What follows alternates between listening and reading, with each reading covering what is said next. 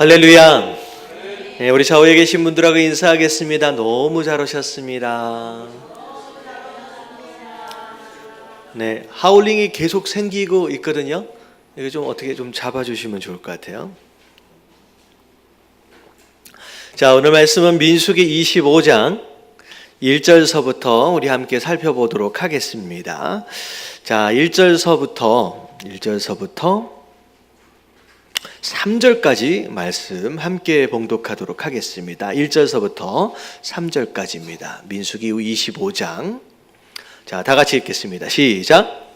이스라엘이 시팀에 머물러 있더니 그 백성이 모압 여자들과 분행하기를 시작하니 그 여자들이 자기 신들에게 제사할 때에 이스라엘 백성을 청하니 백성이 먹고 그들의 신들에게 절함으로 이스라엘이 바알보올에게 가담한지라 여호와께서 이스라엘에게 진노하시니라. 아멘. 자, 우리가 24장까지의 말씀을 통하여서 발락 왕, 이제 모압의 왕이죠. 발락 왕과 발람에 대한 이야기를 우리 함께 살펴봤습니다. 발락 왕이 모압의 왕이에요. 이스라엘 백성들을 어떻게 보면 군사력으로 이기기에 쉽지 않다라고 하는 판단 가운데 발람이라고 하는 무당을 불러다가 이스라엘을 저주하라. 혹시 그러면 그 영적인 능력으로 우리가 이길 수 있지 않겠느냐라고 하는 그 묘수를 써가지고 여러 가지로 하려고 했는데 발람이 발락 이야기를 듣고 그대로 이제 하지 않지요. 이제 하나님이 그렇게 허락하시지 않는 것으로 말미암아 발락의 시도가 이제 허수로 돌아가게 됩니다. 그런 가운데 어찌 보면 지금 이스라엘은 비록 땅도 없는 상황이고 어떻게 보면 정부도 온전히 갖춰져 있지 않은 여러 가지로 미흡한 상태에 있었지만 주변에 있는 나라, 특히 모압 같은 나라가 함부로 쳐들어와서 이길 수 없는 이제 어느덧 강한 나라가 되어져 가고 있는 거예요. 자, 그런데 중요한 건 뭐냐면 여태껏 있어져 왔던 전쟁에 비록 먼저 공격을 당해서 이제 포로로 몇 명 끌려간 적은 있었지만 진 적이 있었어요, 없었어요? 여태껏 한 번도 없었어요. 하나님이 허락하시는 순간 모든 전쟁에 전부 다 승리를 하면서 지금 계속 이기면서 나아가고, 그리고 더군다나 예상치 못했던 모압 땅의 일부를 지금 차지하고 가는 상황이라는 거죠. 근데 이 상황에서 자, 이스라엘이 뭐 때문에 무너져요? 외부에서 공격해 들어오는 적들로 인하여 무너지는 게 아니라 유혹으로 인하여 무너져 버렸다는 거죠. 여태껏 잘 버텼어요. 공격해 들어올 때 하나님이 허락하셔서 그 전쟁에 다 이길 수 있었고, 심지어 끌려갔던 포로들도 전부 다 찾아오고, 심지어 그들의 땅까지도 일부를 차지하고 있는 승승장구하고 있는 이런 상황 가운데서 자, 모압에 있는 여자, 그리고 우상 숭배와 더불어 있어지게 되는 음행의 모습으로 유혹을 받게 되고 유혹으로 인하여 넘어지게 되는 상황이 벌어졌다는 거죠. 그래서 사단은 우리를 성도 되어진 자들을 공격해 올 때, 자, 우리가 적이다 라고 이름표 써놓고선 자, 한번 붙어보자 라고 그렇게 공격해 들어오기보다는 오히려 어떻게 들어와요? 옆으로 몰래 우리의 약점을 틈타서 유혹하는 방법으로 들어오는 경우들이 많다는 거죠. 자, 우리를 공격해 들어올 때, 자, 이건 분명히 사단의 역사야, 이건 분명히 사단의 공격이야 라고 하는 걸 알면 우리가 영적으로 깨어있는 가운데 그 전쟁을 준비하거든요. 여러분, 이럴 때는 잘 안 넘어져요. 왜냐하면 이 공격이 누구의 공격이라는 걸 알아요. 예, 이게 사단의 공격이다라고 하는 걸 알고 지금 전쟁에 참여하고 있기 때문에. 근데 지금 이 상황처럼 교묘하게 다른 모습을 가지고 음행이라든지 우상숭배라든지 다른 모습으로 가지고 옆으로 들어오는 이 유혹의 방법들로 인해서 이스라엘이 한꺼번에 무너지는 모습들을 보게 된다는 거죠. 결국 우리의 영적인 전쟁은 눈에 보이는 전쟁이 아니에요. 드러나는 전쟁이 아니라 우리의 약점을 교묘하게 이용해서 틈타오는 유혹에 대한 전쟁이다라고 하는 거, 여러분, 우리 이 유혹을 준비하시길 주님의 이름으로 축원합니다. 분명히 우리 안에 약점들이 있거든요. 나는 음행에 약하다. 나는 돈에 약하다. 나는 관계에 약하다. 나는 우리 가정에 약하다. 자기가 약한 부분들이 있거든요. 뭐 이런 것들을 교묘하게 틈을 타서 유혹해서 들어온다는 거죠. 그래서 오늘 보니까 이제 이 모압의 여인들과 더불어 음행하는 것, 그리고 부올이라고 하는 그 지역에 대해서 바알을 섬기는 것으로 말미암아 이제 이스라엘 백성들이 한꺼번에 무너지게 됩니다. 그래서 자, 하나님께서 진노하심으로 인하여서 자, 이제 많은 사람들이 죽게 되지요. 자, 그래서 자, 이거 보니까 6절에 보니까 여호와께서 모세에게 이르시되 백성의 수령들을 잡아 태양을 향하여 여호와 앞에 목매어 달라. 그리하면 여호와의 진노가 이스라엘에서 떠나리라라고 해가지고 그 우상 숭배와 음행에 가담했던 자들 가운데 지도자 되어졌던 자들을 전부 다 색출해가지고 처형시키게 되는 이런 모습들이 있어지게 됩니다. 자, 그리고 이제 재판관과 더불어서 가담했던 사람들을 전부 다 죽이게 되고요. 자, 그렇게 하기 전까지 어떤 일이 있었느냐?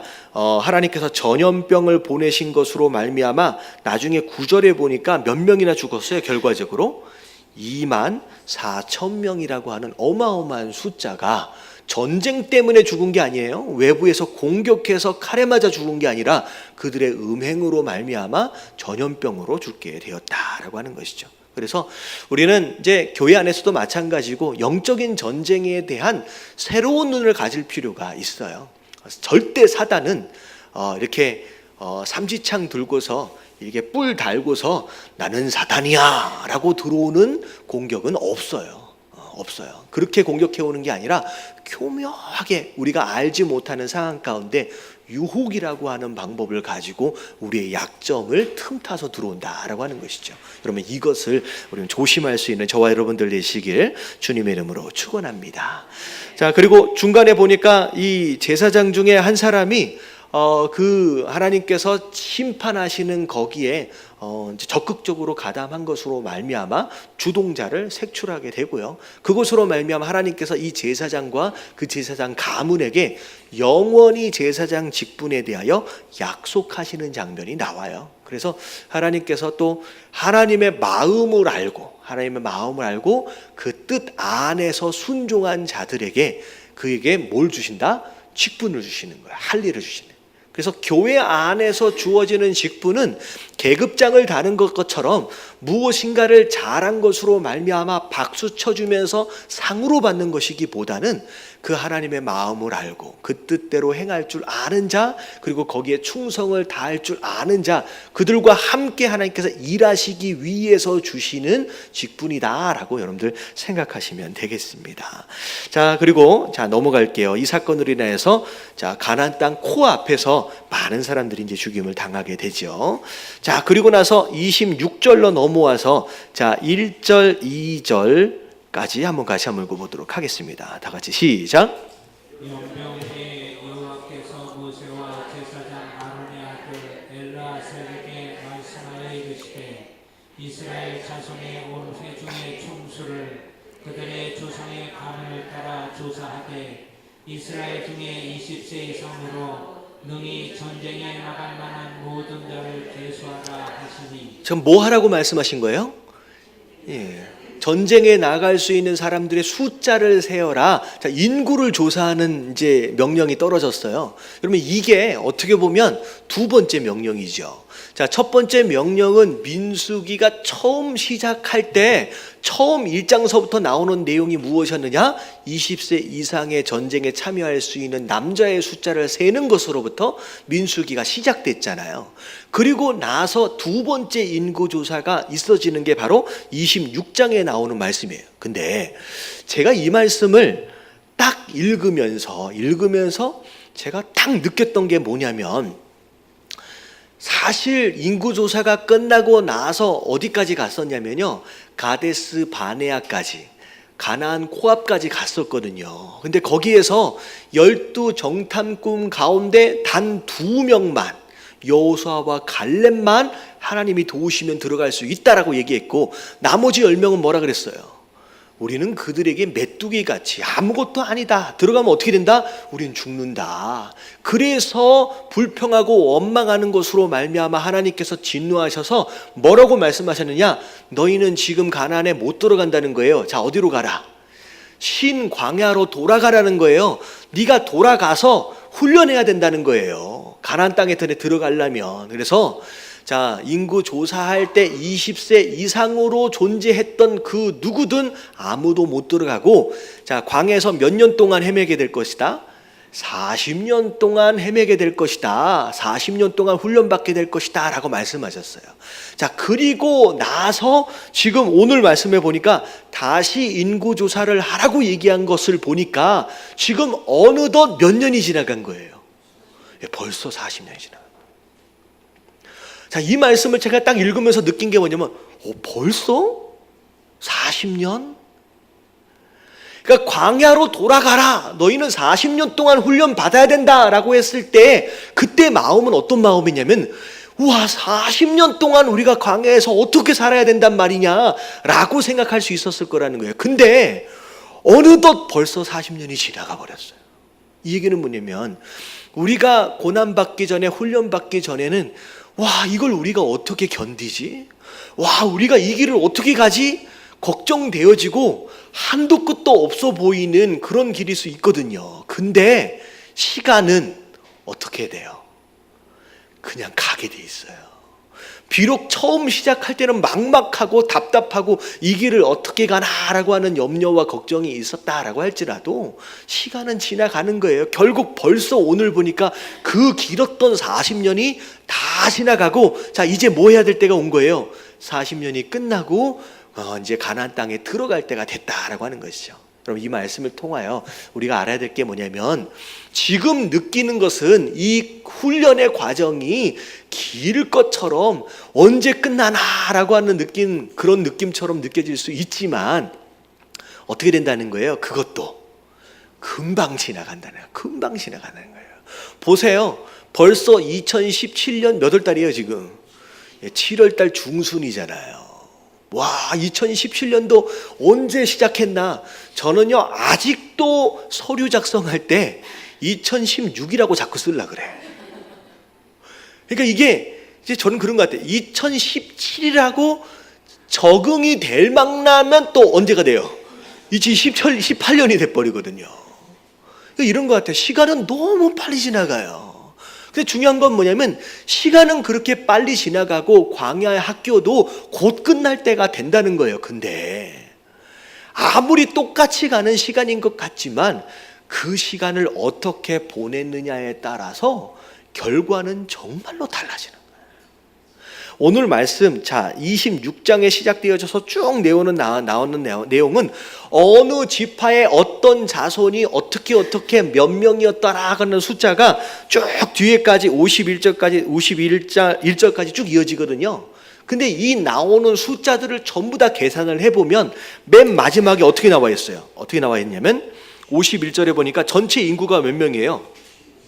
60만 1730명. 여러분, 맨 처음에 조사했을 때도 60만 명 정도였어요. 다시 말하면 40년이 흘러갔음에도 불구하고 다시 두 번째 인구 조사를 했는데 그 숫자가 어떻게 됐다? 거의 비슷해요. 근데 전체 인구는 거의 비슷하지만 속 안의 내막은 전혀 달라요. 각 지파마다 어떤 지파는 하나님의 은혜 가운데서 어마어마하게 인구가 늘어난 반면 어떤 지파는 거의 반 이하로 줄어버려서 오히려 망하기 직전의 지파로 전락해버리는 그런 지파들이 많다는 거예요. 그 광야의 시간들을 어떻게 보냈느냐에 따라서 유다 지파나 므낫세 지파나 베냐민 지파처럼 하나님 앞에 오히려 축복을 받아서 더 강한 지파가 된 반면 어떤 지파는 거의 망하기 직전까지의 완전히 쇠퇴한 지파가 되어버릴 수도 있다라고 하는 거죠. 이건 똑같이 시간을 지나간 거예요. 하지만 어떻게 지나갔느냐에 따라서 전혀 달라질 수 있다라고 하는 거죠. 우리의 광야의 학교도 마찬가지예요. 하나님 우리에게 허락하시는 거잖아요. 지난주 수요일날 함께 말씀드렸던 내용 중에 하나가 뭐냐면 하나님께서 반드시 사용하기 원하시는 자들에게는 뭘 허락하시느냐? 외로움을 허락하신다 그랬어요. 홀로 되어짐. 그래서 철저하게 하나님을 의지하는 것을 배우고, 철저하게 하나님께 듣는 것을 배우고, 철저하게 하나님께 맡기는 것을 배우는 그 광야의 학교를 함께 일하시기 원하는 자들에게는 반드시 허락하신다라고 말씀하셨거든요. 근데 중요한 건 뭐냐면 그 학교를 어떻게 보내느냐에 따라서 전혀 다른 결과를 가져온다라고 하는 거죠. 이게 바로 그 말씀이에요. 두 번의 인구 조사를 통하여 우리에게 하고 싶으신 말씀이라는 거예요. 어떤 사람은 힘들고 어렵다라고 하는 것으로 말미암아 왜 내가 이러고 있느냐라고 하는 것으로 불평과 불만으로 그 학교의 과정을 가득 채워가는 사람이 있는가 하면, 그래도 하나님의 뜻이 있겠지, 내가 여기서 최선을 다해야 될 것이 무엇이냐라고 하는 것에 집중하는 것으로 말미암아 오히려 그 40년 동안 성장해 가는 사람들이 있다라고 하는 거예요. 이런 힘들고 어려운 광야의 학교를 지나가고 있다라고 한다면 여러분, 거기에서 여러분들 시간을 효과적으로 잘 활용하여 사용할 수 있는 저와 여러분들 되시길 주님의 이름으로 축원합니다. 여러분, 똑같이 시간을 보내도 전혀 달라요. 이런 교회 안에서도 마찬가지입니다. 분명히 똑같은 시기에 신앙생활을 시작했거든요. 근데 교회 안에서 똑같은 시험도 경험하고 똑같은 훈련도 경험했음에도 불구하고 나중에 10년 뒤에 어떻게 되어져 있느냐가 전혀 다른 모습으로 나타나는 성도들이 많이 있다는 거죠. 그래서 먼저 된 자가 어떻게 될 수 있대요? 나중되어야죠. 나중되어진 자가 어떻게 돼요? 그럼 먼저 되어져요. 여러분, 먼저 되어진 자가 일부러 뒤에 가지 마시고, 뭐 나중되어진 자다라고 한다 오히려 또 분발하심으로 말미암아 여러분 도전할 수 있는 저와 여러분들 되시길 주님의 이름으로 축원합니다. 심지어는 어떤 경우에는 저 보세요. 나중에 보니까 심지어 첫 번째 인구 조사할 때 있던 자가 지금 조사할 때 없던 사람이 많아요. 나중에 평가할 때 분명히 그때 있었는데 이제는 존재하지 않는 그런 존재도 될 수 있다라고 하는 것이죠. 그래서 뭐 요즘 목사님들이 하나같이 하시는 이야기예요. 요즘의 신앙생활, 한국교회, 특별히 한국교회 안에서 신앙생활 하는 것은 뭐 대단한 부흥이라든지 뭐 그걸 기대하기보다는 뭐 하는 거라고 얘기했어요? 그러면 서바이벌 하는 거예요. 서바이벌. 그러니까 리바이벌을 기대할 수 있는 시대가 이미 지나갔대요. 어떻게 보면 내게 주신 이 신앙을 어떻게 하면 끝까지 지키고 나아갈 수 있을지를 고민하게 되는 서바이벌의 시대다라고 이야기할 정도로 요즘 신앙생활하는 게 쉽지 않다는 거예요. 여러분, 신앙생활하는 게 쉽지 않다라고 하는 것이 탄압과 핍박이 심해졌다라고 하는 의미가 아니에요. 오히려 교회는 탄압과 핍박이 심해지면 심해질수록 어떻게 돼요? 더 건강해지게 돼요. 요즘에는 신앙생활을 해도 그만 안 해도 그만 너무 편하잖아요. 여러분, 오히려 이렇게 안일한 환경 자체가 우리로 하여금 더 타락하고 썩게 만든다라고 하는 거죠. 여러분, 여러 가지 이런 유혹들이 있다라고 할지라도, 시험이 있다라고 할지라도 여러분 끝까지 살아남으시고, 여러분 광야 학교 이왕 가시는 김에 불평하고 원망하기보다는 열심히 할 일들을 하심으로 말미암아 여러분 우등생 되어지시길 주님의 이름으로 축원합니다. 그래서 이렇게 보니까 지파들마다 보면 숫자가 완전히 달라요. 1차 인구조사 때는요 거의 비등비등했어요. 비등비등 한 4만 명, 아니면 4천 명, 3천 명 이렇게 해서 계속 비슷비슷했거든요. 근데 여기서는 전혀 달라지는 상황이 벌어진다라고 하는 것이죠. 그래서 인구조사에 대한 그 내용은 결국 이제 두 가지로 좀 요약할 수 있을 것 같아요.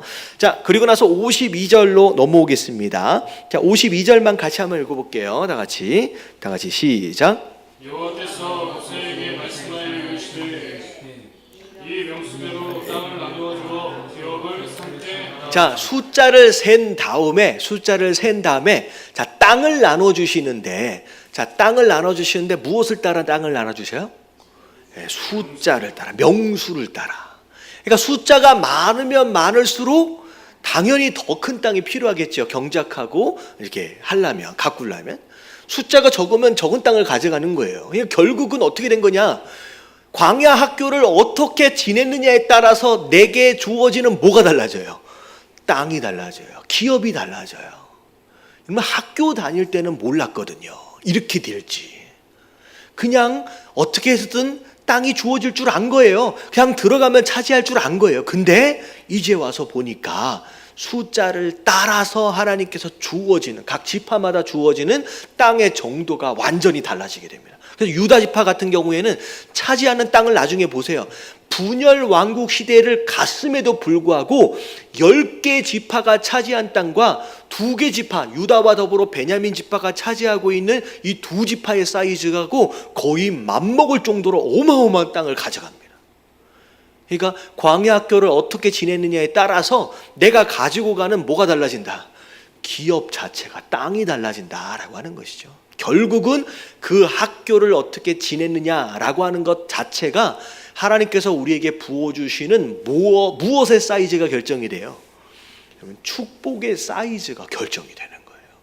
주세요 주세요라고 한들 광야 학교를 대충 지나간 사람은 그릇이 얼마나 거예요? 간장 종지밖에 안 되는 거예요. 여기다 아무리 하나님께서 쌓아주시고 부어주시려고 한들 더 이상 채워지지가 않는 거지요. 근데 그걸 잘 보내놓으면 어떻게 되느냐? 그 사이즈가 대야가 되는 거예요. 큰 사이즈가. 그래서 부어주신 것만큼 마음껏 채울 수 있는 그런 사람들, 그런 지파가 된다는 거죠. 자, 그리고 나서 57절부터 나오는 내용이 뭐냐면 누구에 대한 내용이냐? 레위 지파에 대한 내용입니다. 자, 레위 지파는 하나님께서 땅으로 기업을 주시지 않았어요. 그들의 기업은 곧 누구라고 얘기했어요? 나 하나님이다 라고 말씀하셨어요. 그래서 레위 지파에게는 주어진 직분과 더불어 살 수 있는 딱 그만큼의 땅만을 허락하시고 그리고 기업으로 땅을 주시지는 않았다라고 하는데요. 자, 그리고 나서 마지막 정리할 때는 64절서부터 이렇게 정리를 합니다. 64절서부터 65절까지 다 같이 한번 읽어볼게요. 시작.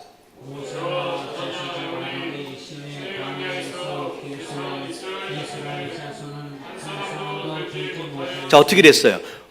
모세와 아론을 비롯해서 한 사람도 들어가지를 못했어요. 그러니까 여기까지만 보면 계수에 첫 번째 계수에 들어갔던 사람들, 첫 번째 40년 전 20세 이상이었던 사람들은 다 죽었어요. 누구만 남았어요? 65절 다 같이 시작.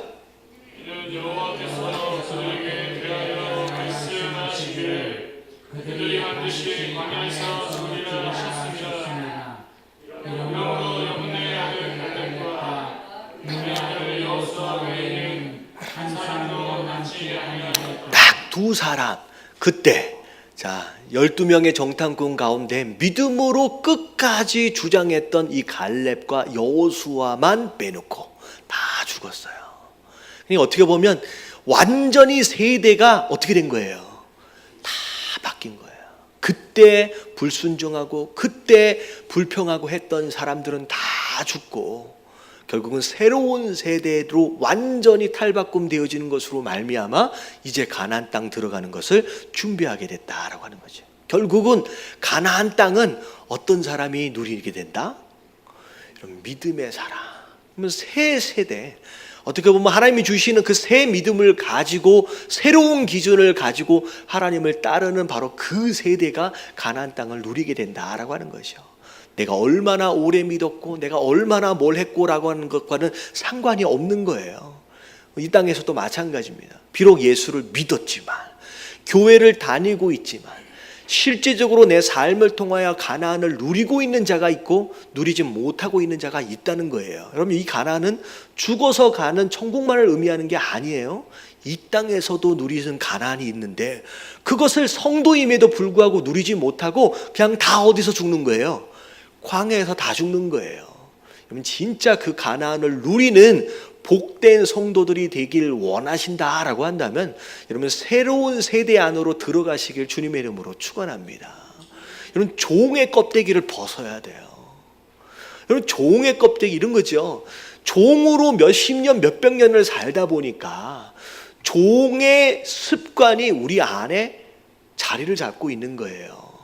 결국 광야를 통하여 하나님께서는 뭘 작업하셨느냐? 그동안 이 익숙해져 있는 종의 습관들을 씻어내는 작업을 한 것인데 그게 씻어진 사람은 새로운 세대 안으로 들어온 것이고요. 씻어지는 이 과정을 실패한 사람들은 그 광야에서 어떻게 된 거예요? 다 죽게 된 것이다라는 것이죠. 그래서 참 안타까운 게 뭐냐면 실제로 신앙생활을 하면서 광야 학교에서 죽는 신앙인들이 많습니다. 생각보다 많습니다. 이왕의 홍해를 건넌 것으로 말미암아 하나님 백성 되어졌다라고 한다면 어디까지 가자? 가나안 땅까지 가서 여러분 그 가나안을 누리시는 저와 여러분들 되시길 주님의 이름으로 축원합니다. 자, 그래서 새 세대와 더불어 새로운 땅에서 하나님이 새로운 나라를 세우시려고 합니다. 자, 그래서 가나안 땅에 대한 기업을 어떤 기준으로 나눠주는지에 대해서 쭉 이야기가 됐어요. 자, 그리고 나서 이 땅을 기업으로 물려주는 상황 가운데서 돌발적인 상황 하나가 다 일어납니다. 자, 1절을 같이 한번 읽어볼게요. 27장 1절. 자, 다 같이 시작. 요셉의 아들 므낫세 종족들에게 므낫세 현성 마들의 증성 길라세 손자 헤벨의 아들 슬로보아스의 딸들이 찾아왔으니 그의 딸들의 이름은 말라와 노아와 호글라와 밀가와 디루사라. 자, 딸이 몇 명이에요?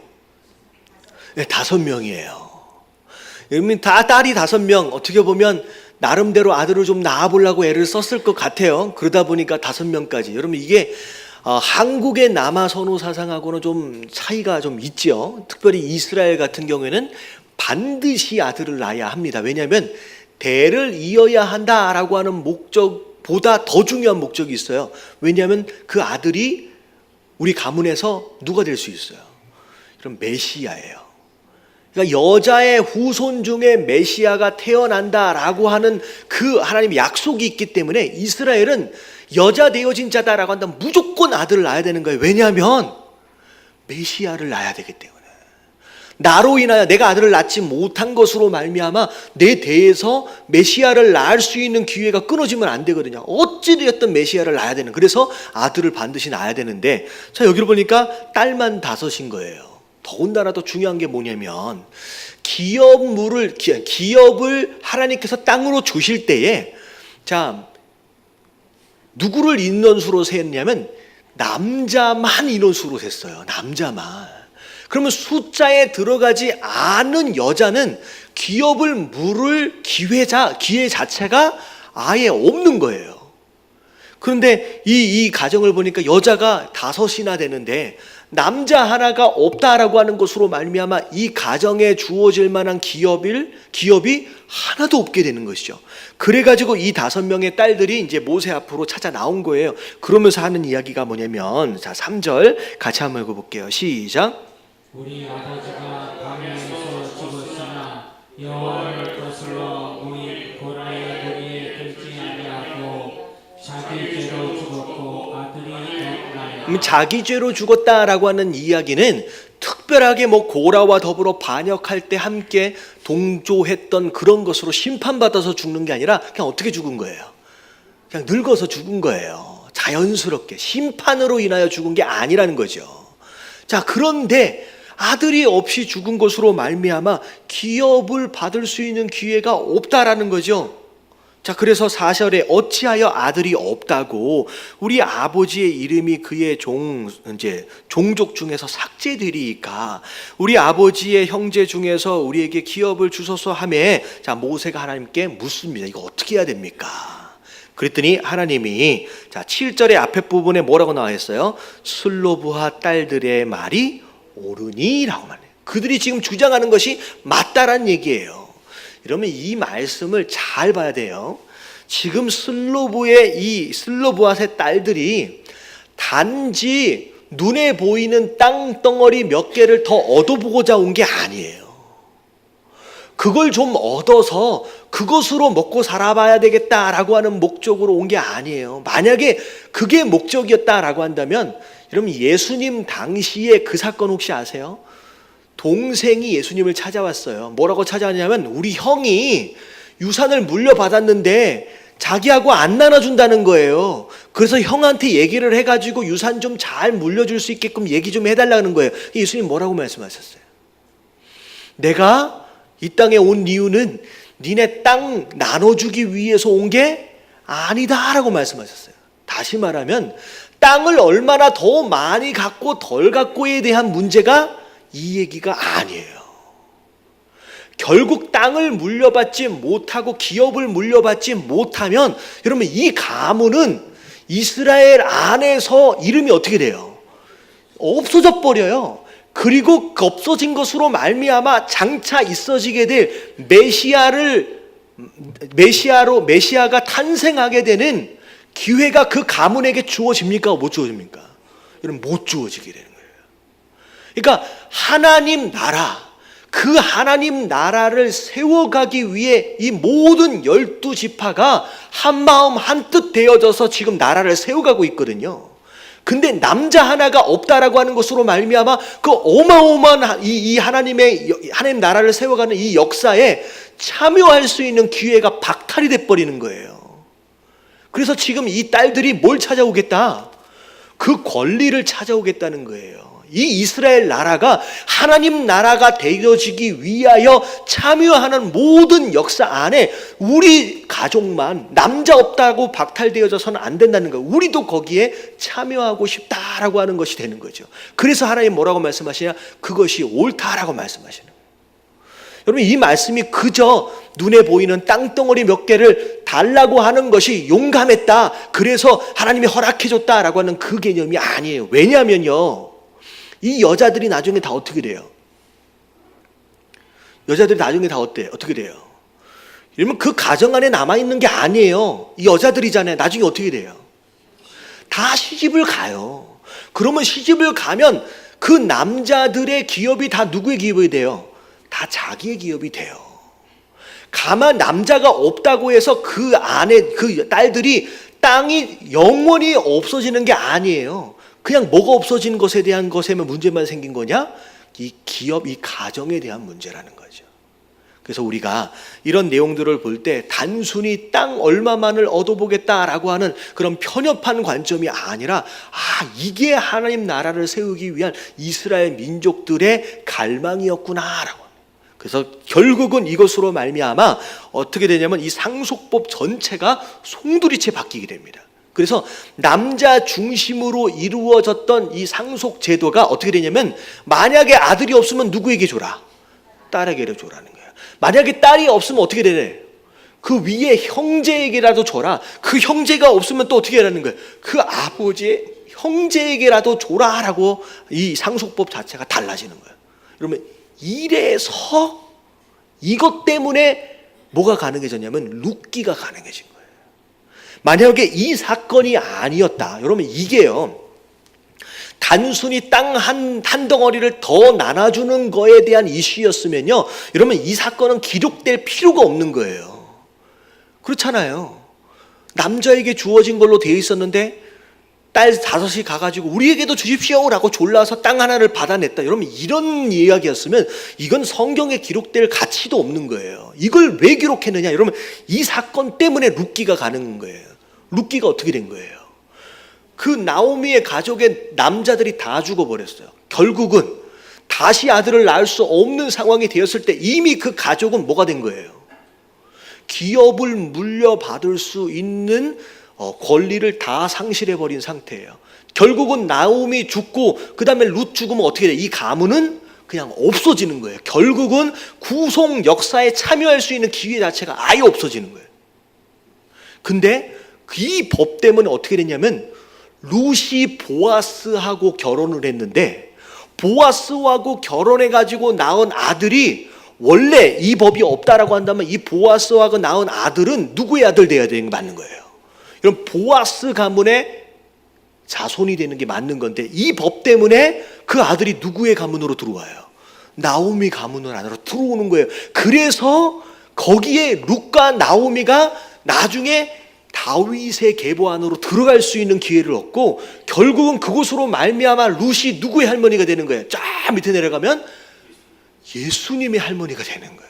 결국은 룻이 그곳으로 말미암아 이 어마어마한 구속 역사에 뭐 할 수 있는 기회를 얻었다?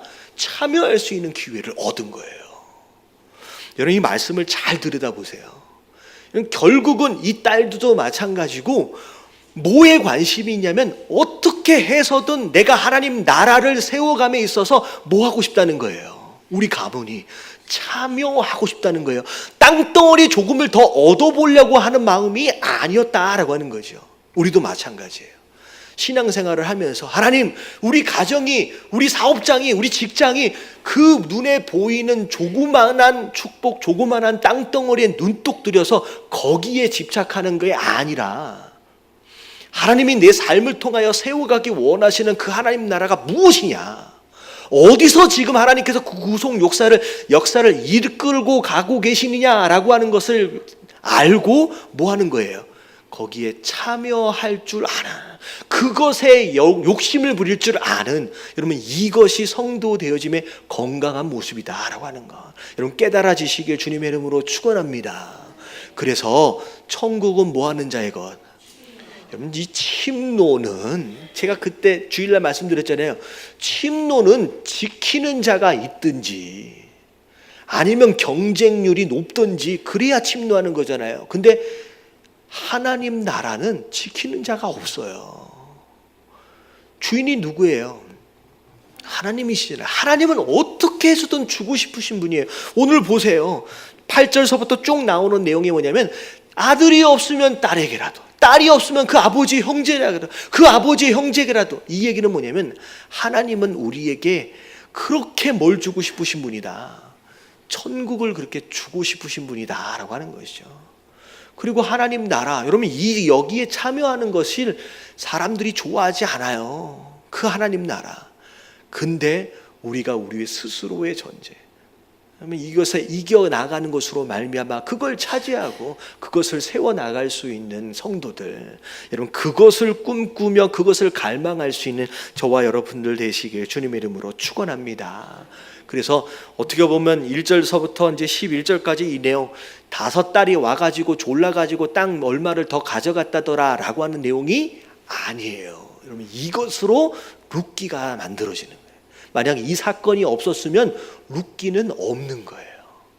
이것 때문에 룻을 통하여, 룻의 신앙을 통하여 이제 다윗이 태어나게 되고 그런 계기가 되어진다라고 하는 거죠. 그래서 우리가 신앙생활을 하면서 우리가 마음을 눈에 보이는 이렇게 축복, 물질, 이런 안락함, 평탄함, 여러분 여기에 관심을 갖기보다는 어디에 좀 관심을 가져야 돼요? 하나님 나라예요. 하나님 나라. 나를 통하여 우리 가정에 세워가길 원하시는 그 하나님 나라, 우리 교회에서 세워가기 원하시는 그 하나님 나라, 여러분 그것에 관심을 가지실 수 있는 저와 여러분들 되시길 주님의 이름으로 축원합니다. 자, 그 사건이 있고 나서 자 12절, 13절 자 다 같이 한번 읽어볼게요. 12절, 13절 시작. 여호와께서 모세에게 이르시되 너는 이 아비람 산에 올라가서 내가 이스라엘 자손에게 준 땅을 바라보라. 본 후에는 내 형 아론이 돌아간 것 같이 너도 조상에게로 돌아가리니. 자, 참 안타까운 상황이 이제 도래를 했습니다. 이제 하나님 먼저 이 말씀하셨던 것처럼 아론은 이미 죽었죠. 이미 죽은 상태고 이제 모세만 남았는데, 어떻게 보면 누이도 죽었어요. 이제 누나도 다 죽고 이제 모세만 남았거든요. 근데 이제 모세를 부르시면서 자 이제 뭐 할 때가 됐다. 죽을 때가 됐다. 같이 갈 때가 됐다. 자, 한국말로 이야기하면 자, 이 13절에 보면 내 형 아론이 돌아간 것 같이 라고 나와 있어요. 근데 영어를 보면 뭐라고 나와 있어요? 자, you two will be gathered 하면서 누구에게로? To your people. 이게 무슨 의미예요? 죽는 게 끝나는 게 아니라 이 세상의 삶이 끝나면 우리는 누구랑 만나게 돼요? 그 하나님 백성들과 함께 만나게 된대요. 그러니까 이게 영적으로 되게 특별한 의미를 가지면서 죽음이라고 하는 것을 표현하고 있는 거예요. 우리가 죽으면 땅에 묻히고 끝나는 게 아니라 죽는 순간 우리는 나중에 어떻게 돼요? 우리가 다 같이 모이게 된다라고 하는 것이죠. 그래서 먼저 모인 분이 계시고 뒤에 이제 따라가서 모이게 되는 분들이 계세요. 그래서 우리가 죽으면 어떻게 돼요? 먼저 가신 분들하고 다 만나게 되는 거예요. 그래서 죽음에 대해서 영적으로 이렇게 표현을 하고 있습니다. 근데 자, 이유가 뭐예요? 자, 14절에 보니까 무리바에서 어떻게 했어요? 백성들이 원망하고 불평하니까 너무 답답한 거지요. 심지어는 원망하고 불평하는데 그 무리바라고 하는 이름의 뜻이 뭐였어요? 다툼이란 뜻이에요. 그러면 이거는 다툼이라고 하는 것은 모세와 아론을 때려서 죽이려고 했던 거예요. 싸움이 일어난 거예요. 그러니까 얼마나 모세도 당황스러웠고 겁도 났었고.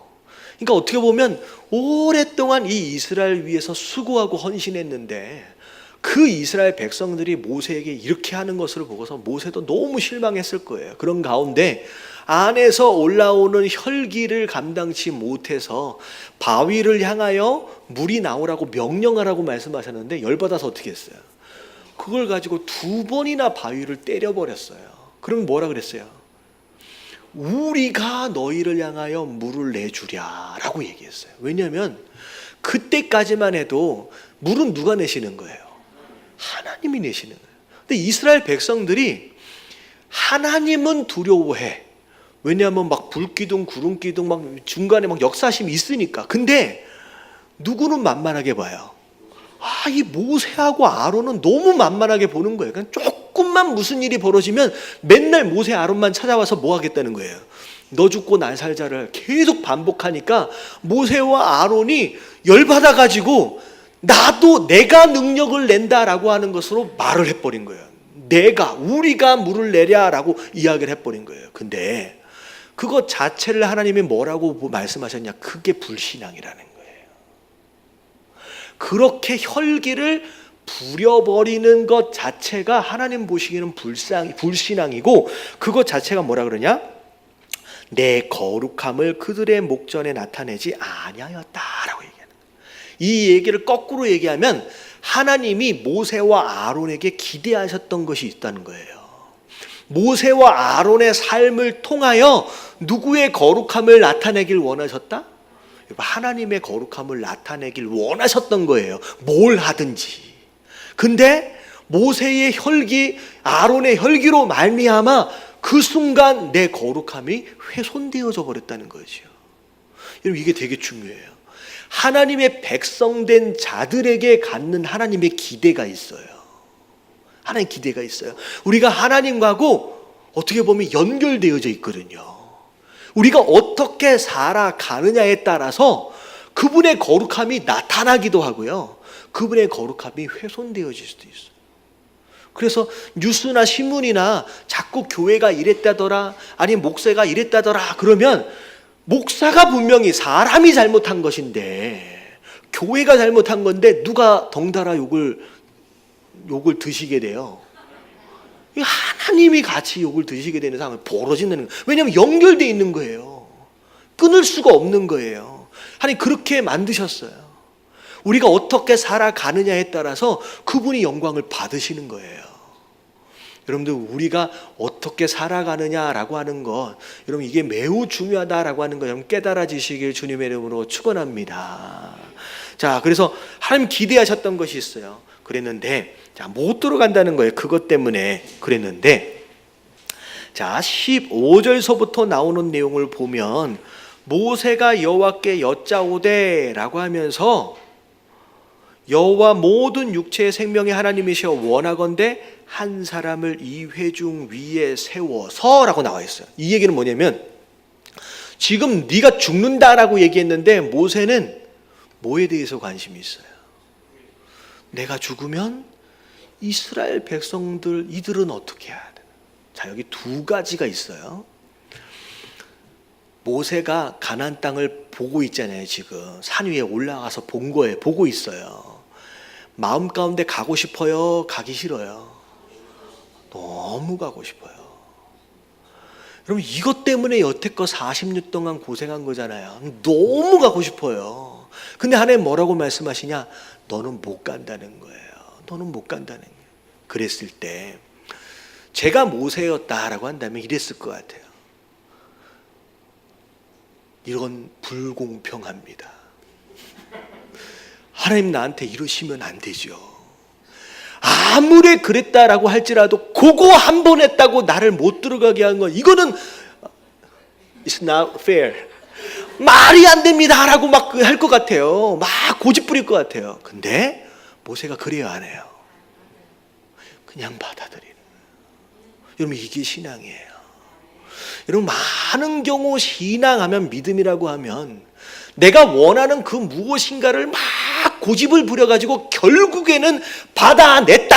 할렐루야. 여러분, 이걸 믿음이라고 생각하는데, 여러분, 이것만이 믿음이 아니라 때로는 하나님이 허락하시는 가운데 그게 내 마음에 들지 않는다라고 할지라도 예, 알겠습니다 라고 겸손히 인정하고 받아들일 줄 아는 거. 여러분, 이게 오히려 더 보석 같은 신앙이에요. 여러분, 이게 이제 아멘을 좀 하시긴 했는데 이게 쉬울 것 같죠. 이게 진짜 어려운 거예요. 여러분, 그래서 보석이라고 얘기하는 거예요. 제가 들어서 아는 내용이에요. 한번 말씀드린 것 같은데, 어떤 장로님이 얼마나 하나님을 향한 열정이 대단했으면 그분을 통하여 세워진 교회가 4개인가 5개. 여러분, 교회 하나 개척하는 게 쉬워요, 어려워요? 여러분, 이제 제가 진짜 어려워요, 여러분들. 이게 진짜 어려워요. 제가 녹본동 있을 때는요, 말하면 참, 야, 이게 그런 거구나. 심지어는 그냥 왔다가 제가 강단에 올라오면 하면서 그냥 가버리고 나가요, 그냥. 이게 진짜 어려운 거예요, 진짜 목회가. 근데 4-5개를 세운 거예요. 근데 암에 걸리셨어. 나이가 한 60대 중반. 어찌 보면 가기에는 조금 이른 것 같은.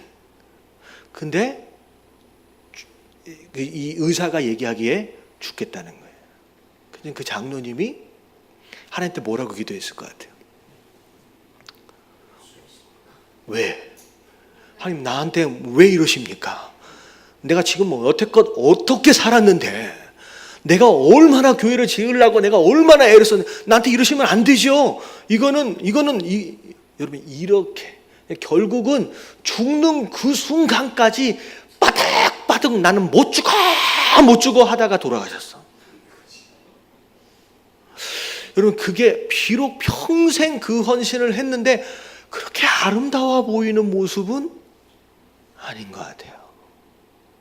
하필이면 또 이 설교를 할 때 우리 또 김미훈 집사님도 들어오셨어. 분명히 기도할 거예요. 하나님, 깨끗하게 치료하여 주시옵소서. 하나님, 더 건강 허락하여 주셔서. 저는 김미훈 집사님이 열정이 대단하신 분이거든요. 하나님 닮으신 분이에요, 열정만큼은. 여러분, 저 열정을 주님 부르시는 그날까지 정말 멋있게 하나님 사용해 달라고 저는 기도할 거예요. 근데 또 기도할 게 뭐냐면, 하나님, 어떤 결과 앞에서도 모세처럼 교묘하게 받아들일 줄 아는, 여러분, 그 보석 같은 믿음 또한 하나님 허락하여 주시옵소서. 그러면 이게 같이 가는 거예요. 여러분, 그럴 때 하나님께서 그 인생을 통하여 여러분 영광 받으시는 줄로 믿습니다. 여러분, 요즘 기독교가 점점 이상해지는 게 뭐냐면, 자꾸 내가 원하는 것을 이루어내야만, 평탄해야만, 소원이 이루어져야만 그것이 마치 진짜 신앙인 것처럼 자꾸 이상한 포장들을 해내거든요. 여러분, 그렇지 않아요. 하나님, 지금 오늘 말씀을 보면 이제 바울 사도도 그랬잖아요. 육신에 가시가 있었어요. 몇 번 기도했어요? 3번 딱 기도했어요. 그리고 나서 하나님 뜻을 알았어요. 이게 내게 유익구나, 이게 내게 복이구나라고 하는 걸 깨닫고 나서 그 다음부터 다시 기도하지 않습니다. 그냥 받아들이는 거예요. 그걸 축복으로 알고. 여러분, 살다가 내 마음대로 안 되는 일이 많습니다. 내 마음대로 응답하시지 않을 때도 많아요. 근데 그것 또한 하나님의 응답이라 믿고 겸허하게 받아들일 수 있는 진짜 보석 같은 신앙, 이런 그 신앙을 가지시길 주님의 이름으로 축원합니다. 그리고 참 감사한 게 뭐냐면, 사실 지금 죽게 되는 상황이 누구 때문이에요? 이 원망하고 불평하는 이 백성들 때문인데, 이 마지막 부분에 보세요. 17절에 보니까 그로 그들 앞에 출입하여 그들을 인도하여 출입하게 하사 여호와의 회중이 목자 없는 양과 같이 되지 않게 하옵소서. 끝까지 누구 걱정하고 있어요? 이스라엘 백성 걱정하고 있어요. 여러분 이게 모세를 쓰신 하나님의 이유겠구나라고 하는 마음을 갖게 됩니다. 정말 어렵잖아요. 근데 여러분이 저를 비롯해서 교회 안에서든 가정 안에서든 하나님께서 세우신 지도자의 위치에 계시는 분들이다라고 한다면 여러분 이 모세의 마음을 본받을 수 있는 저와 여러분들 되시길 주님의 이름으로 축원합니다. 그래서 저건 이거 보고서 되게 회개했어요. 그렇잖아요. 이게 다른 사람이다라는 것을 느끼게 됩니다. 그리고 제가 이 말씀을 묵상하면서 그래도 너무 아쉽잖아요. 왜 모세가 못 들어갔을까? 근데 오히려 모세를 위한 또 다른 축복이었다라는 생각을 또 하게 돼요. 왜냐하면 자, 가나안 땅이 그냥 들어가면 차지할 땅이 아니에요. 뭐가 기다리고 있어요? 여러분 여리고 성서부터 시작해서 크고 작은 성을 그냥 날로 먹은 성이 하나도 없어요. 다 어떻게 차지해요? 이 어마어마한 피 흘림과 더불어 그 땅을 다 차지해냅니다. 이 얘기는 뭐냐면 지금 모세 나이가 몇 살? 80이 아니죠. 80에 출애굽을 해서 40년이 지나서 120이에요. 여태껏 광야에서 고생했거든요. 자, 이 고생한 이 어르신 됐는데 자, 이제 전쟁하라고 하면 이게 되겠어요. 여러분 이 땅이 전부면요. 이 땅이 전부면 그렇게라도 해가지고 가나안 땅 들어가는 게 맞아요. 근데 여러분 이 땅이 전부가 아니잖아요. 여러분 진짜 안식은 어디에 있어요? 여러분 하나님과 함께하게 될 저 하나님 나라에 있는 줄로 믿습니다. 어떻게 보면 그동안 수고한 것에 대하여 더 수고할 것을 하나님께서 줄여주신 거예요. 그래서 자 이제 수고했으니까 됐다. 올라오라. 나중에 이제 신약 성경에 보면 변화산에서 누구하고 누가 있어요? 예수님 옆에 모세하고 엘리야가 딱 있잖아요.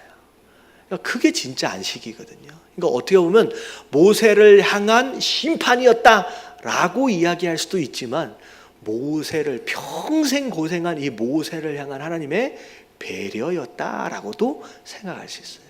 그러니까 어찌 됐든 하나님은 어떤 분이다? 하나님은 좋으신 분이에요. 여러분 이것을 믿어야 돼요. 어찌 되었든 하나님은 무조건 좋으신 분이에요. 내게 응답을 이렇게 하셨든 저렇게 하셨든 아무런 관계없이 그냥 하나님은 무조건 좋으신 분이다라고 하는 거예요. 여러분 이 믿음이 흔들리지 않으면요, 여러분 그 어떤 응답에도 감사할 수 있다라고 하는 거예요. 여러분 깨달아지시길 주님의 이름으로 축원합니다. 자, 그리고 나서 이제 모세에게 하나님 말씀하시죠. 자, 누굴 세워라? 여호수아를 세워라. 자, 여호수아를 세운 이유가 뭐예요? 첫 번째 이유가 그 안에 영이 머물다. 여러분 지도자가 되어지려면 반드시 갖추어야 할 덕목이 뭐냐면 인격도 아니고 성품도 아니고 기술도 아니고 실력도 아니고 뭐예요? 성령으로 충만한 거예요. 하나님이 세우시는 지도자는요, 실력이 있어서 세워지는 게 아니라 하나님의 영으로 세워져요. 하나님 영으로 채워져요. 왜냐하면요, 아무리 실력 있고 아무리 열정이 있어도요, 하나님의 영이 채워지지 않으면 내 마음대로 내 뜻대로 그냥 가버리거든요. 그래서 지난번에 말씀드렸잖아요. 축구를 하는데 방향이 잘못되면 어떻게 돼요? 아무리 열심히 드리블을 한들 내 골을 향하여 오히려 수술하는 거랑 마찬가지 상황들이 벌어진다라고 하는 거죠. 그래서 하나님의 영으로 충만한 것이 가장 중요한 거예요. 그런데 여러분 여호수아가 그 하나님의 영으로 충만하기 위해서 어떤 노력을 했어요?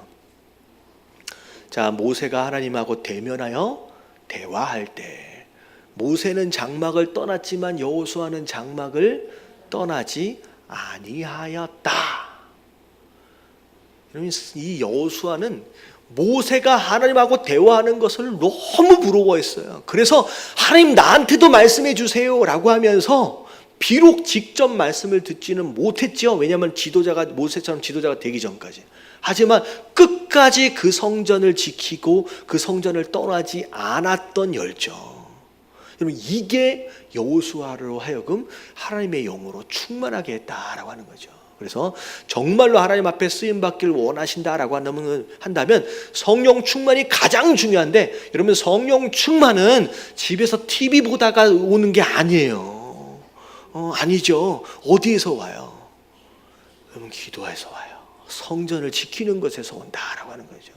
여러분, 이것을 통하여 여러분 성령 충만한 가운데 쓰임 받을 수 있는 저와 여러분들 되시길 주님의 이름으로 축원합니다.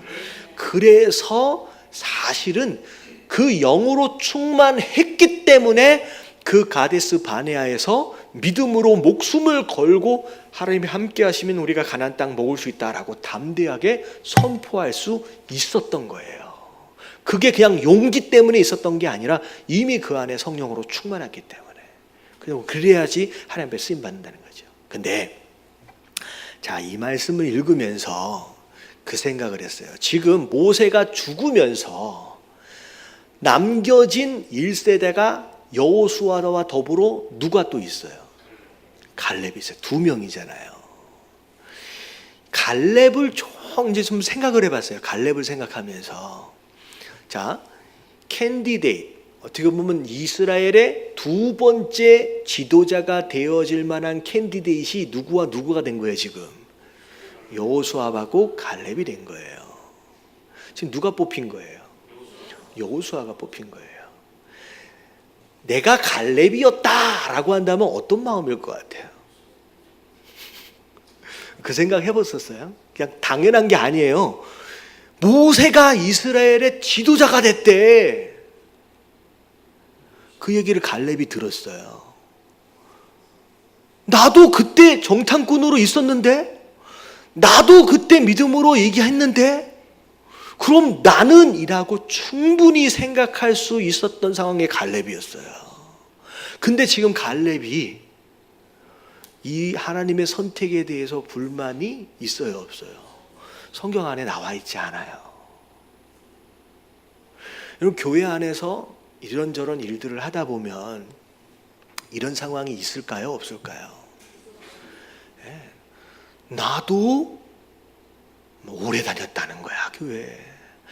나도 신앙이 있다는 거야. 나도. 그래서 왜 나는 빼나? 라고 하는 마음이 있을 수 있다라고 하는 거죠. 여러분, 교회의 거의 70-80% 이상의 시험은 뭐 때문에 있어져요? 직분과 관련되어져서 이루어집니다. 교회 안에 있어지는 시험. 근데 그것조차도 사실은 누구에게 맡길 줄 알아야 된다요. 하나님의 선택이에요. 갈렙이 불평하지 않아요. 원망하지 않아요. 하나님이 자기를 세우신 것을 따라서 상관하지 않는 거죠. 거기에 순종하고 나아갈 줄 아는, 어떻게 보면 그렇게 반응하는 갈렙 또한 사실 믿음의 사람이다라고 하는 것이죠. 그래서 성령으로 충만해서 쓰임받는 여호수아도 대단한 사람이지만 그 상황 가운데서도 그래 괜찮아, 나는 내가 할 일이 있으니까 라고 하면서 유다 지파를 이끄는 데에 충실한 이 갈렙의 모습도 이런 믿음의 모습이다라고 하는 거예요. 여러분들, 이 모습을 본받을 수 있는 저와 여러분들 되시길 주님의 이름으로 축원합니다. 아멘. 자, 그리고 우리가 28장까지 이제 보도록 할게요. 28장까지. 자, 1절, 2절까지 같이 한번 봅니다. 그래서 같이 시작. 여호와께서 모세에게 말씀하여 이르시되 이스라엘 자손에게 명령하여 그들에게 이르라. 내 영을 내 음식을 가장을 내 향기로운 것은 너희가 그 정한 시기에 삼가 내게 같이 지키라. 자, 이게 이제 이스라엘에 대한 기업에 대한 문제나 이런 것들이 다 정비가 된 상태에서 앞으로 가나안 땅 안에 들어가서 이스라엘 백성들이 그 땅에서 어떻게 살아야 하느냐라고 하는 것에 대해, 그리고 특별히 예배에 대해서 지금 말씀하시는 내용이에요. 자, 이제 얼마나 기억하고 계시는지 조금 시험을 좀 보도록 하겠습니다. 자, 이스라엘은 몇 가지 대표적인 제사가 있다라고 얘기했느냐? 5가지. 자, 앞에 자만 떼서 얘기를 하면 번, 소, 화, 속, 속. 자, 다 기억하시죠? 되게 많이 얘기했는데 뭐 많이 잊어버려도 괜찮아요. 그래서 목사가 할 일이 있는 거예요. 그래서 자, 첫 번째 번제지요. 자, 번제를 드리는 방법의 특이한 점이 뭐냐면 기름이 되었든 피가 되었든 똥이 되었든 뭐가 되었든 다 어떻게 해요? 완전히 다 태워서 드리는 거예요. 의미가 뭐라 그랬어요? 하나님 앞에 남김이 없이 100% 다 헌신해서 드리는 삶의 모습을 의미하는 게 번제라고 얘기했어요. 자, 소제는 뭐였어요? 소제 두 번째. 곡식으로 드리되 곡식 그 자체로 드리는 게 아니라 아주 가루가 되도록 부셔서 드리는 거예요. 고운 가루로.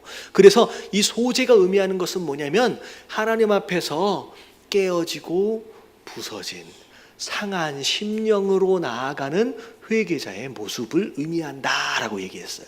그게 소제예요. 뭐 다 듣고 계시는 거죠? 뭐 벌써 헷갈리지는 않죠? 자, 그 다음에가 뭐예요? 화목제. 자, 화목제는 뭐냐면 더러운 기름과 피와 똥 같은 것들은 바깥에다 놔두고 다 태워버려요. 제단에서 태우지 않아요. 제단에다가는 일부만 태워서 그 제물을 어떻게 해요?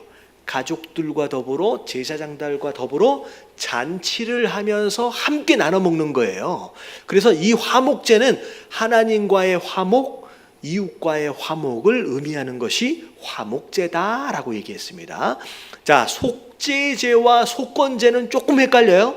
둘 다 죄를 용서받기 위해서 드리는 제사인데, 자, 속죄제는 무엇에 대한 용서나 죄를 지었는데 그 지은 죄로 인하여 피해자나 아니면 경제적인 손실이나 다친 사람이 없는 경우, 그냥 율법을 어겼다든지 라고 하는 그런 죄를 지었을 때는 피해자가 없으니까 속죄죄만을 드리는 것으로 말미암아 용서를 받는 거예요. 근데 속건제는 내가 죄를 지어서 누군가 다친 거예요.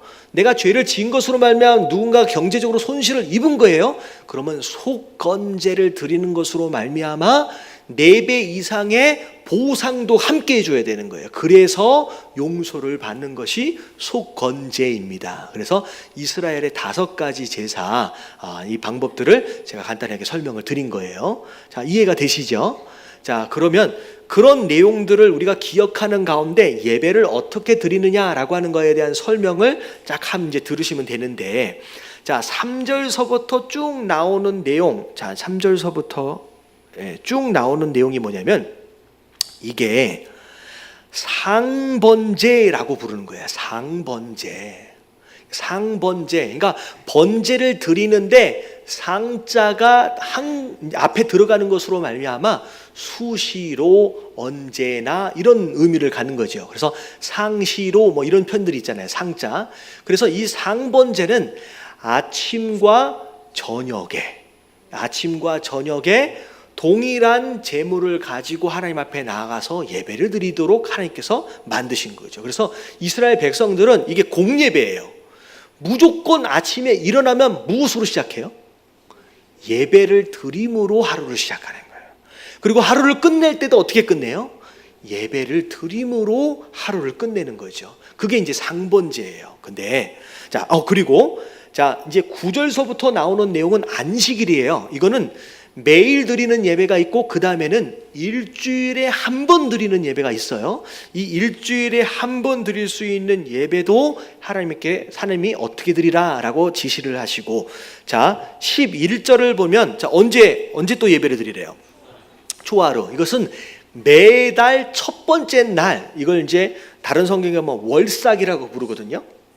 그래서 매달 첫 번째 날이 되면 반드시 예배를 드림으로 한 달을 시작하라라고 말씀하시는 거죠. 그리고 잠깐만요. 그렇게 해가지고 매달 한 번씩 드리는 예배를 하라라고 얘기하는데, 중요한 건 뭐냐면 모든 예배 안에 짐승을 드린다라고 했을 때 반드시 함께 드려야 할 것을 요구하는 2개의 제물이 있어요. 2개의 제물. 자, 이게 뭐예요? 첫 번째가 소제, 두 번째가 전제입니다. 자, 전에 한번 말씀드린 적이 있죠. 자, 소재는 아까처럼 말씀드린 것처럼 깨어지고 부서진 상한 심령. 자, 전제는 뭐예요? 전제는 아까 설명을 안 드렸죠. 전제는 가축이나 어떤 곡식으로 드리는 게 아니라 액체로 드리는 거예요. 그래서 기름 또는 포도주를 제물 위에다가 붓는 건데, 중요한 것은 곡식이 되었든 가축이 되었든 그건 불로 태우면 어떻게 돼요? 나중에 재가 남잖아요. 근데 전제는 제물 위에 확 부어버리는 것으로 말미암아 그냥 뭐만 남아요? 향기만 남아요. 아무것도 남지 않고 그냥 하나님께 다 없어져 버리는 거예요. 그러니까 이게 뭐냐면 우리가 드리는 예배 안에 반드시 포함되어져야 할 제사가 소제와 전제라는 거예요. 상한 심령, 깨어진 마음으로 하나님 앞에 나아가는 그 마음이 없는 예배는 예배가 아니에요. 예배 안에 반드시 있어져야 할 우리의 마음의 태도는 깨어지고 상한 마음, 하나님 죄로 인하여 하나님 앞에 회개하며 눈물 흘리며 나아가는 그 상한 심령이 반드시 모든 예배 안에 있어야 한다라고 하는 걸 의미하는 거예요. 그래서 모든 제사 안에 소재가 빠진 예배는, 제물은 하나님 받으신 적이 없어요. 소재가 반드시 들어가야 돼요. 근데 반드시 소재와 더불어 전제, 기름을 확 부어라 라고 하시는 것은 뭐냐면, 여러분, 예배가 반복되어지는 것으로 말미암아 내가 드린 그 예배가 내 의로움이 되어서는 안 돼요. 마치 전제처럼 향기로 드려져 버리고 남는 게 있으면 돼요, 안 돼요? 있으면 안 된다는 거예요. 우리가 신앙생활을 오래 하다 보면, 목사님 저는요 새벽 예배를 20년 동안 단 한 번도 빠진 적이 없습니다 라고 얘기하는 분들을 만나요. 여러분, 어느덧 그 말 자체가 어떻게 돼 있어요? 내가 하나님 앞에 드린 그 예배가 내 의로움이 되어져 가는 거예요. 우리가 하나님 앞에 드려진 것 자체가 남는 게 있어서는 안 돼요. 우리가 하나님 앞에 내가 이만큼 헌신했습니다, 내가 이만큼 예배했습니다 라고 남긴 것으로 하나님 앞에 보여드릴 만한 그 무엇인가가 되어서는 안 된다. 그저 내가 드린 예배는 뭐가 되어야 돼요? 그냥 향기로 사라져야 된다는 거예요. 봉사를 해도, 헌신을 해도, 내가 그래도 어떤 교회 창립 멤버인데, 여러분, 이런 말 자체가 결국 그게 의로움이 된 거예요. 자기 의의가 되는 거예요. 여러분, 이런 의로움이 다 내려놔지고 예배의 모든 결과로 그냥 결국 무엇만 남아야 돼요? 하나님의 영광만 남으시는, 여러분, 그런 예배가 되어질 때 우리가 반복되는 예배 안에서의 변화와 은혜가 있어질 수 있다라고 하는 거예요. 그래서 제가 제일 안타까운 인생들 중에 하나가 뭐냐면, 그 히스기야 왕 어떻게 됐어요? 예, 건강했을 때 진짜 헌신했거든요. 헌신했잖아요. 근데 네가 죽는다라고 이야기하는 순간 히스기야가 뭐라 그래요? 왜 나한테 이러십니까? 내가 얼마나 하나님을 위해서 제 무상을 부수고 내가 얼마나 예배하고 내가 얼마나 했습니까? 그냥 결국은 생명 연장을 받았지만, 오히려 연장받은 연장되어진 그 날 동안 오히려 좋은 일은 하나도 안 일어나요. 어떻게 돼요? 오히려 그 나중에 태어난 그 왕 이름이 뭐죠? 므낫세. 히스기야 왕의 아들이 므낫세인데, 이스라엘 역사 안에서 아합과 더불어 최고로 악한 왕, 이 두 번째 안에 들어가는 왕이 돼요, 이 므낫세가. 근데 그 므낫세가 왕으로 즉위를 할 때 나이가 6살인가 7살이에요. 그 얘기는 뭐냐면, 언제 태어난 아이예요? 생명 연장을 받고 난 뒤에 태어난 아이예요.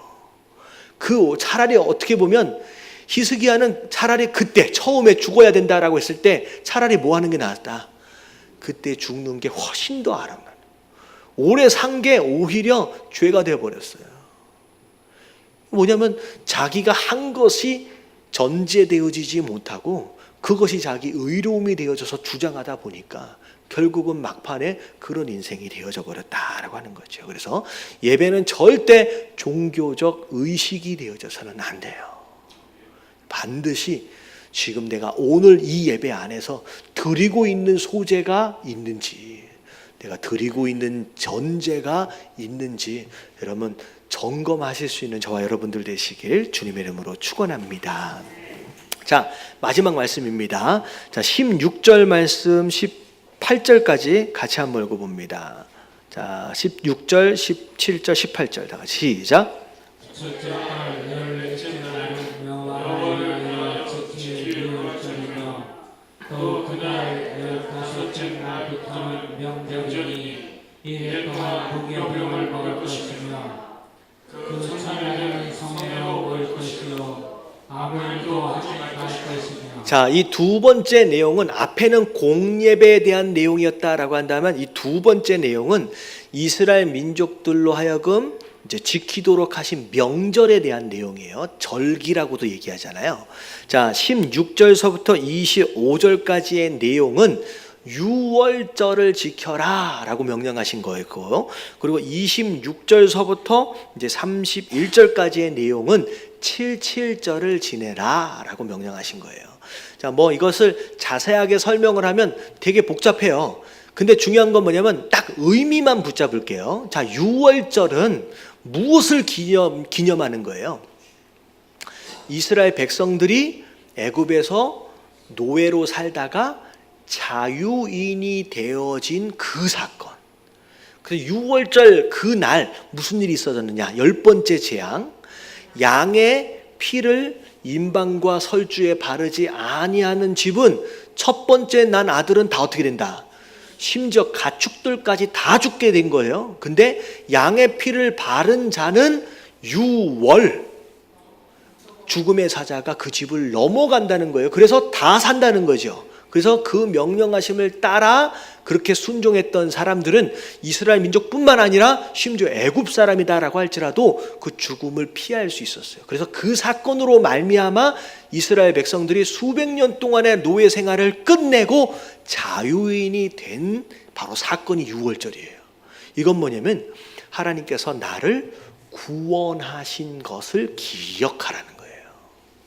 우리가 신앙생활을 5년 10년씩 하다 보면 처음에 내가 하나님 만났을 때, 내가 예수님 만났을 때 그렇게 감격했고 그렇게 감사했고 정말 내가 구원받은 것 이거 하나만으로도 너무 즐거웠는데 너무 기뻤는데 어느덧 10년 20년 살다 보니까 그냥 내가 현실에 부딪혀서 내 눈앞에 당면한 문제로 인하여 불평하고 원망하고 힘들어하고 있는 모습.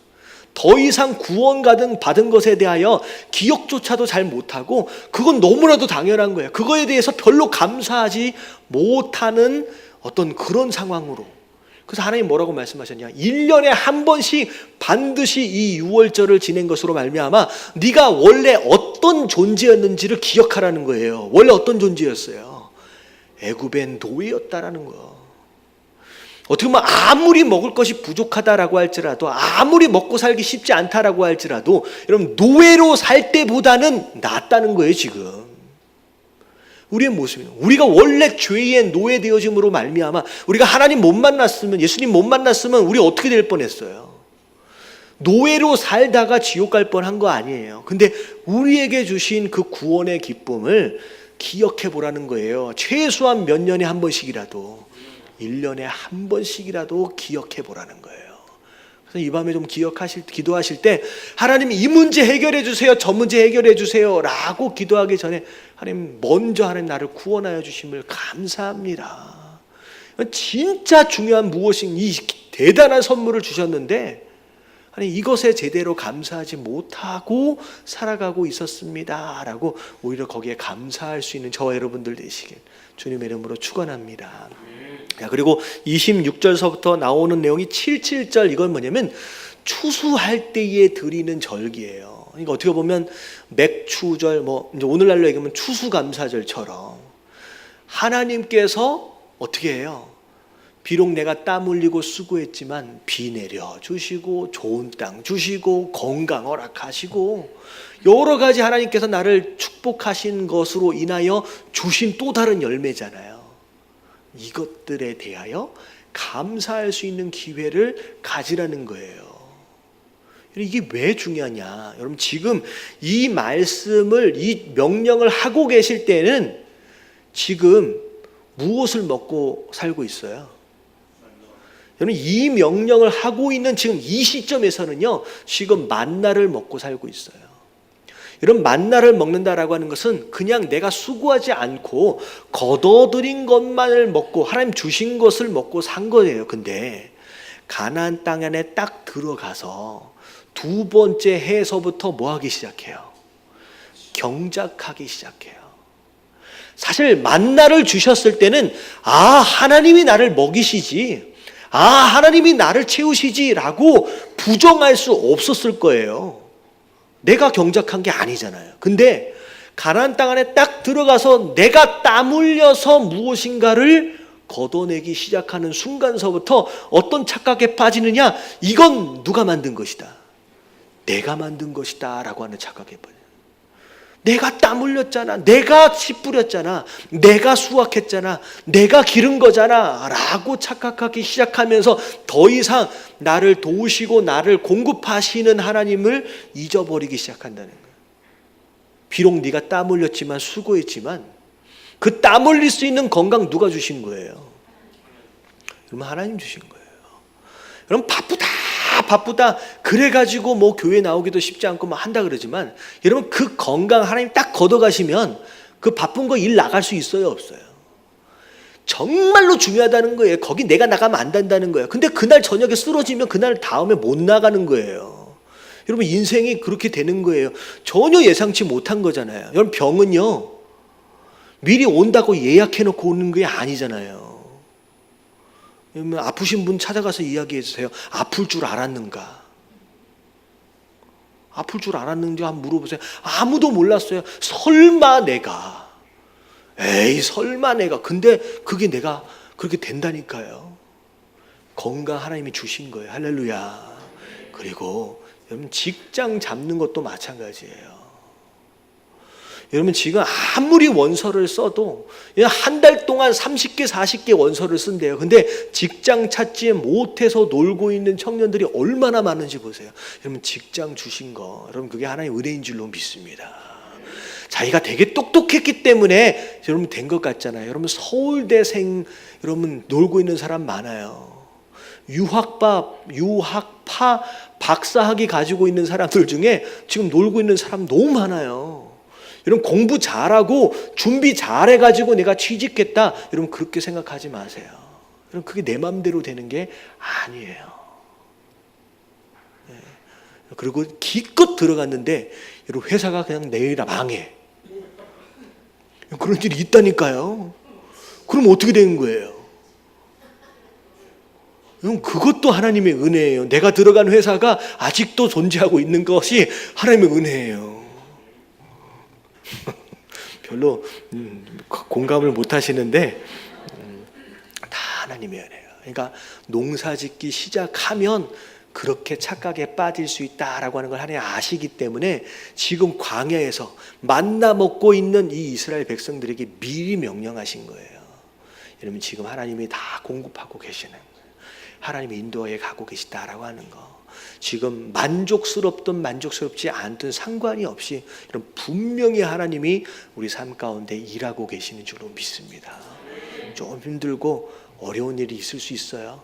힘들면 뭐라고 생각하면 되냐? 내가 지금 학교에 들어와 있구나. 열심히 참여하세요. 그러면요 나중에 졸업할 때 전혀 달라져요. 이런 그렇게 끝까지. 그래서 결국에는 가나안에 들어가는 저와 여러분들 되시길 주님의 이름으로 축원합니다. 근데 중요한 건 뭐냐면 결국 가나안 땅에 왜 들어갔느냐? 하나님이 그렇게 하시기로 약속하셨어. 이스라엘 백성들이 잘해서 들어간 것도 아니에요. 사실 하나님이 약속하셨기 때문에 들어가요. 결국 우리가 신앙생활 한다는 것은 뭘 붙잡는 것이다? 하나님 약속을 붙잡는. 하나님 나는 부족해요. 하나님 나는 연약해요. 또 쓰러질 수밖에 없어요. 하지만 하나님의 약속이 내 안에 계시는 거예요. 누굴 통하여 들어온 약속이에요? 예수 그리스도를 통하여 내 안에 들어온 그 약속이에요. 이 약속을 누구도 뺏어갈 수 없거든요. 여러분 그 약속이 내 삶을 통하여 이루어지기를 기도하시면서 하나님 앞에 나아갔으면 좋겠습니다.